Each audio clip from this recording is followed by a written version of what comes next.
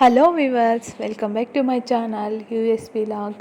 ಇವತ್ತಿನ ರೆಸಿಪಿಯಲ್ಲಿ ನಾನು ರಾಗಿ ರೊಟ್ಟಿ ಸಿಂಪಲ್ಲಾಗಿ ಯಾವ ರೀತಿ ಬೇಗ ಟೈಮ್ ತಗೊಳ್ಳಲ್ಲ ಜಾಸ್ತಿ, ಯಾವ ರೀತಿ ರಾಗಿ ರೊಟ್ಟಿ ಮಾಡೋದಂತ ತೋರಿಸ್ಕೊಡ್ತೀನಿ ನಿಮಗೆ. ಅದಕ್ಕೂ ಮುಂಚೆ ನನ್ನ ಚಾನಲ್ ಇನ್ನು ಯಾರು ಸಬ್ಸ್ಕ್ರೈಬ್ ಮಾಡಿಲ್ಲ ಪ್ಲೀಸ್ ಸಬ್ಸ್ಕ್ರೈಬ್ ಮಾಡ್ಕೊಳ್ಳಿ. ಪಕ್ಕದಲ್ಲಿರೋ ಬೆಲ್ಲೈಕನ್ನ ಕ್ಲಿಕ್ ಮಾಡಿ ನನ್ನ ವೀಡಿಯೋಸ್ ನೋಟಿಫಿಕೇಷನ್ ಎಲ್ಲ ನಿಮ್ಮ ಫೋನಿಗೆ ಬರುತ್ತೆ. ಇವಾಗ ರಾಗಿ ರೊಟ್ಟಿನ ಯಾವ ರೀತಿ ಮಾಡೋದು, ಸ್ಮೂತಾಗಿ ಬರುತ್ತೆ, ಕ್ರಿಸ್ಪಿಯಾಗಿರುತ್ತೆ, ಚಟ್ನಿ ಜೊತೆ ಮತ್ತು ಟೊಮೆಟೊ ಸಾರು ಜೊತೆ ಎಲ್ಲ ಚೆನ್ನಾಗಿರುತ್ತೆ. ಇವಾಗ ಸ್ಟಾರ್ಟ್ ಮಾಡ್ಕೊಳ್ಳೋಣ ಬನ್ನಿ. ಒಂದು ಬೌಲ್ ತೊಗೊಳ್ಳಿ. ಆ ಬೌಲಲ್ಲಿ ರಾಗಿ ಹಿಟ್ಟನ್ನು ಅಳತೆ ಮಾಡಿ ಇಟ್ಕೊಳ್ಳಿ. ನಾನು 1.5 ಬೌಲಷ್ಟು ರಾಗಿ ಹಿಟ್ಟನ್ನು ಹಾಕ್ತಾಯಿದ್ದೀನಿ. 3/4 ಬೌಲಷ್ಟು ಗೋಧಿ ಹಿಟ್ಟನ್ನು ಇದಕ್ಕೆ ಮಿಕ್ಸ್ ಮಾಡ್ತಾಯಿದ್ದೀನಿ. ಬರೀ ರಾಗಿ ಹಿಟ್ಟೆ ಸಪ್ರೇಟ್ ವೀಡಿಯೋ ಮಾಡ್ತೀನಿ. ನಾನು ಇವೆರಡು ಮಿಕ್ಸ್ ಮಾಡಿ ಇವಾಗ ಸಿಂಪಲ್ಲಾಗಿ ಬೇಗ ಆಗೋ ಥರ ಏನು ತರಕಾರಿ ಹಾಕದೆ ಬೇಗ ಸಿಂಪಲ್ಲಾಗಿ ಮಾಡ್ಕೊತಾ ಇದ್ದೀನಿ. ನೋಡಿ, 1.5 ಬೌಲ್ ರಾಗಿ ಹಿಟ್ಟಿಗೆ 3/4 ಕಪ್ಪಷ್ಟು ಗೋಧಿ ಹಿಟ್ಟನ್ನು ಹಾಕ್ತಾಯಿದ್ದೀನಿ. ಸ್ವಲ್ಪ ಉಪ್ಪನ್ನು ಹಾಕ್ತಾಯಿದ್ದೀನಿ. ರುಚಿಗೆ ಎಷ್ಟು ಬೇಕೋ ಅಷ್ಟು ಉಪ್ಪು ಹಾಕ್ಕೋಬೇಕಾಗತ್ತೆ. ನಾನು ಸಣ್ಣಗೆ ಹಚ್ಕೊಂಡಿರೋ ಈರುಳ್ಳಿನ ಇದಕ್ಕೆ ಸೇರಿಸ್ತಾ ಇದ್ದೀನಿ, 1 ಕಪ್ಪಷ್ಟು. ಮತ್ತು ಸ್ವಲ್ಪ ಕೊತ್ತಂಬರಿ ಸೊಪ್ಪು ವಾಶ್ ಮಾಡಿ ಸಣ್ಣ ಕಟ್ ಮಾಡಿ ಸೇರಿಸ್ತಾ ಇದ್ದೀನಿ.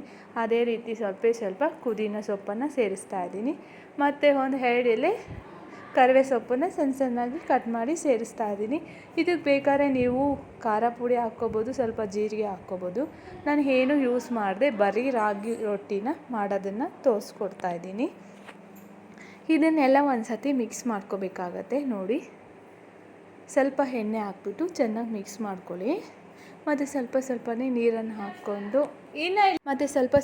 ನೀರನ್ನು ಹಾಕ್ಕೊಂಡು ನಮ್ಗೆ ಯಾವ ರೀತಿ ಹದವಾಗಿ ಬೇಕಾಗುತ್ತೆ, ಚಪಾತಿ ಹಿಟ್ಟಿನ ಥರ ಕಲಿಸ್ಕೋಬೇಕಾಗತ್ತೆ. ನಾವು ಸ್ವಲ್ಪ ನೀರು ಹಾಕ್ಕೊಂಡು ಕಲಿಸ್ಕೊಳ್ಳಿ. ತುಂಬ ಸ್ಮೂತಾಗಿರಬೇಕು. ನಾವು ತಟ್ಟಿದಾಗ ತೆಳ್ಳಗೆ ಬರಬೇಕಲ್ವ, ಅದಕ್ಕೆ ಚೆನ್ನಾಗಿ ಕಲಿಸ್ಕೊಳ್ಳಿ. ಸ್ಮೂತಾಗಿ ಚೆನ್ನಾಗಿ ನಾದ್ಕೋಬೇಕಾಗತ್ತೆ. ಇದನ್ನು ಸ್ವಲ್ಪ ನೀರು ಹಾಕ್ಕೊಂಡು ಚೆನ್ನಾಗಿ ನಾದ್ಕೊಳ್ಳಿ. ಚಿಕ್ಕ ಮಗಳಿಂದ ದೊಡ್ಡೋರವರೆಗೂ ಎಲ್ಲರೂ ಇಷ್ಟಪಡ್ತಾರೆ ರಾಗಿ ರೊಟ್ಟಿ ಅಂದವರು. ಮುದ್ದೆ ತಿನ್ನಲ್ಲ ಅಂದವ್ರಿಗೆ ಈ ರಾಗಿ ರೊಟ್ಟಿ ಮಾಡಿ ತಿನ್ನಿಸ್ಬೋದು ಆರಾಮಾಗಿ ಚಿಕ್ಕವ್ರಿಗೆ. ಇವಾಗ ನೋಡಿ, ನಂದು ಕಲಿಸ್ಕೊಂಡಿದ್ದೆಲ್ಲ ರೆಡಿ ಆಗಿದೆ. ಈ ಸ್ಟೆಪ್ಪಿಯಲ್ಲಿ ಬಂದರೆ ಸಾಕು, ನಮಗೆ ಚಪಾತಿ ತೀಡ್ಕೊಳಕ್ಕೆ ಚೆನ್ನಾಗಿರುತ್ತೆ. ಸ್ವಲ್ಪ ಎಣ್ಣೆ ಹಾಕ್ಕೊಂಡು ಚೆನ್ನಾಗಿ ನಾದ್ಕೋಬೇಕಾಗತ್ತೆ. ಇದು ಸ್ವಲ್ಪ ಹೊತ್ತು ನೆನೆಯೋಕ್ಕೆ ಇಟ್ಬಿಡೋಣ. ಒಂದು 10-20 ನಿಮಿಷ ನೆನೆಸ್ಬೇಕು. ನೆಂದರೆ ನಾವು ಕೈಯಲ್ಲಿ ತೀಡೋದಲ್ವ, ಎಷ್ಟು ಸ್ಮೂತಾಗಿ ಬರುತ್ತೆ ಅಂತ ನೀವೇ ನೋಡಿರಂತೆ. ಒಂದು 10 ಮಿನಿಟ್ಸ್ ನಾದ್ಕೊಬಿಟ್ಟು ಒಂದು ಪ್ಲೇಟ್ ಮುಚ್ಚಿ ಸೈಡ್ಗೆ ಇಟ್ಬಿಡಬೇಕಾಗತ್ತೆ. ಇವಾಗ ನೋಡಿ, ಸ್ವಲ್ಪನೇ ತೊಗೊಂಡು ನೈಸಾಗಿ ಉಂಡೆ ಮಾಡ್ಕೋಬೇಕಾಗತ್ತೆ. ನಮ್ಗೆ ಎಷ್ಟು ದೊಡ್ಡದಾಗಿ ಬೇಕಂದರೆ ಸ್ವಲ್ಪ ಜಾಸ್ತಿ ತೊಗೊಳ್ಳಿ, ಸಣ್ಣದಾಗಿ ಬೇಕಂದರೆ ಸ್ವಲ್ಪ ಉಂಡೆ ಮಾಡ್ಕೋಬೇಕಾಗತ್ತೆ. ಎಲ್ಲರೂ ಸಮೇತ ಮೀಡಿಯಮ್ ಸೈಜ್ ತೊಗೋತಾರೆ, ನೀವು ಅದೇ ರೀತಿ ತೊಗೊಳ್ಳಿ. ಈ ಉಂಡೆ ತೀಡ್ಕೊಳ್ಳೋಕ್ಕೆ ಹೋಳಿಗೆ ಪೇಪರಲ್ಲಿ ತೀಡ್ತೀನಿ ನಾನು. ನೀವು ಬೇಕಾದರೆ ಸ್ಯಾರಿ ಪೇಪರ್ ಬರುತ್ತಲ್ಲ, ಅದರಲ್ಲಿ ಬೇಕಾದ್ರೆ ಮಾಡ್ಕೋಬೋದು. ಮೆತ್ತಕ್ಕೆ ಕೈಯಲ್ಲಿ ಅಲ್ವಾ ಪ್ರೆಸ್ ಮಾಡ್ಕೋಬೋದು. ನಿಮ್ಮ ಮನೇಲಿ ಯಾವ ಪೇಪರ್ ಇದ್ದರೆ ಆ ಪೇಪರ್ ತೊಗೊಳ್ಳಿ. ಸದ್ಯಕ್ಕೆ ನಾನು ಹೋಳಿಗೆ ಪೇಪರಲ್ಲೇ ಎಲ್ಲ ಮಾಡಿಬಿಡ್ತೀನಿ, ಚಪಾತಿ ಹೋಳಿಗೆ ಎಲ್ಲನೂ. ಅದಕ್ಕೆ ನೋಡಿ, ಸ್ವಲ್ಪ ಎಣ್ಣೆ ಹಚ್ಕೊಬಿಟ್ಟು ಆ ಪೇಪರ್ಗೆ ಸ್ವಲ್ಪನೇ ಎಣ್ಣೆ ಹಚ್ಕೊತ ಕೈಯಲ್ಲಿ ತೀಡ್ಕೊಂಡು ಹೋದರೆ ತುಂಬ ಚೆನ್ನಾಗಿ ಬರುತ್ತೆ, ನೈಸಾಗಿ ಬರುತ್ತೆ. ನೋಡಿ, ನಮಗೆ ಎಷ್ಟು ತೆಳ್ಳಗೆ ಬೇಕೋ ಅಷ್ಟು ತೆಳ್ಳಗೆ ತೀಡ್ಕೋಬೋದು ನಾವು. ಇದೇನು ಗೊತ್ತಾ, ಎಷ್ಟು ತೆಳ್ಳಗೆ ತೀಡ್ಕೊಂಡ್ರೆ ಅಷ್ಟು ಬೇಯಿಸ್ಕೋಬೇಕಾಗತ್ತೆ. ಮಂದಾಗಿ ತೀಡ್ಕೊಂಡ್ರೆ ಒಳಗಡೆ ಎಲ್ಲ ಬೆಂದಿರಲ್ಲ, ಅದು ಸ್ವಲ್ಪ ಚೆನ್ನಾಗಿರಲ್ಲ, ಜಾಸ್ತಿ ಹೊತ್ತು ಬೇಯಿಸ್ಬೇಕಾಗತ್ತೆ. ತುಂಬ ತೆಳ್ಳಗೆ ತೀಡ್ಕೊಂಡ್ರೆ ನಾವು ಸ್ವಲ್ಪ ಹೊತ್ತು ಬೇಯಿಸ್ಕೊಂಡ್ರೆ ಚೆನ್ನಾಗಿ ಬೆಂದಿರುತ್ತೆ. ಎಷ್ಟು ಕ್ರಿಸ್ಪಿ ಆಗಬೇಕೋ ನಿಮಗೆ ಅಷ್ಟು ಕ್ರಿಸ್ಪಿಯಾಗಿ ಬೇಯಿಸ್ಕೋಬೋದು. ನೋಡಿ, ನಾನು ಎಷ್ಟು ಮಾತ್ರ ತೆಳ್ಳಗೆ ತೀಡ್ಕೊಳ್ತಾ ಬಂದಿದ್ದೀನಿ. ನೀವು ಇದೇ ರೀತಿ ಮಾಡ್ಕೋಬೋದು. ಇದನ್ನು ಸುಡಬೇಕಂದ್ರೆ ಒಂದು ಹೆಂಚು ಇಟ್ಕೊಳ್ಳಿ. ಸ್ಟವ್ ಆನ್ ಮಾಡಿಕೊಂಡು ಬಿಸಿ ಆಗ್ತಾನೆ ನಾವು ಹೋಳಿಗೆ ಪೇಪರ್ನ ಅದ್ರ ಮೇಲೆ ಹಾಕ್ಬಿಡ್ಬೋದು. ಇದು ಆರಾಮು. ನೀವೇನಾದರೂ ಸಾರಿ ಪೇಪರು ಬೇರೆ ಕವರ್ಸ್ ಏನಾದರೂ ತೊಗೊಂಡ್ರೆ ಕೈಯಲ್ಲಿ ಅದನ್ನು ತೊಗೊಂಡು ಹಾಕೋದು ಸ್ವಲ್ಪ ಕಷ್ಟ ಆಗುತ್ತೆ. ಈ ಥರ ಹೋಳಿಗೆ ಪೇಪರ್ ಆದರೆ ತುಂಬ ಈಸಿ ಆಗುತ್ತೆ.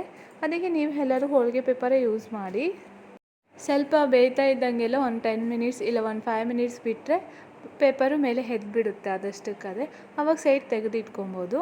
ಅದ್ರ ಮೇಲೆ ಸ್ವಲ್ಪ ಎಣ್ಣೆ ಹಾಕ್ಬಿಟ್ಟು ಒಂದು ಕ್ಯಾಪನ್ನು ಈ ಥರ ಮುಚ್ಕೋಬೇಕಾಗತ್ತೆ. ಯಾಕಂದರೆ ಕ್ಯಾಪ್ ಮುಚ್ಕೋಬೇಕು ಅಂತ ಹೇಳ್ತಾ ಇರೋದು, ಇದು ರಾಗಿ ರೊಟ್ಟಿ ಅಲ್ವಾ, ನೆರೆ ಥರ ಸೀಲ್ ಬಿಡುತ್ತೆ. ಅದಕ್ಕೆ ನಾವು ಅದ್ರ ಮೇಲೆ ಕ್ಯಾಪ್ ಮುಚ್ಕೊಂಡ್ರೆ ನೀಟಾಗಿ ಬರುತ್ತೆ. ನೋಡಿ, ನಾವು ಬೇಯಿಸ್ಕೋಬೇಕಂದಾಗ, ಅದನ್ನು ತಿರ್ಸ್ಕೋಬೇಕು ಅಂದಾಗ ಕ್ಯಾಪ್ ಎತ್ತಬೇಕು, ತಿರ್ಸ್ಬೇಕು ಮತ್ತು ಕ್ಯಾಪ್ ಮುಚ್ಕೋಬೇಕಾಗತ್ತೆ. ನೋಡಿ, ಇವಾಗ ಬೇಯ್ದಿರೋ ಸ್ಟಪ್ಪಿ ರೆಡಿ ಆಗಿದೆ. ಇವಾಗ ನೋಡಿ, ರಾಗಿ ರೊಟ್ಟಿ ರೆಡಿ ಆಗಿದೆ. ನನ್ನ ವಿಡಿಯೋ ಏನಾದರೂ ಇಷ್ಟ ಆದರೆ ಒಂದು ಲೈಕ್ ಕಾಮೆಂಟ್ ಮಾಡಿ. Thank you so much.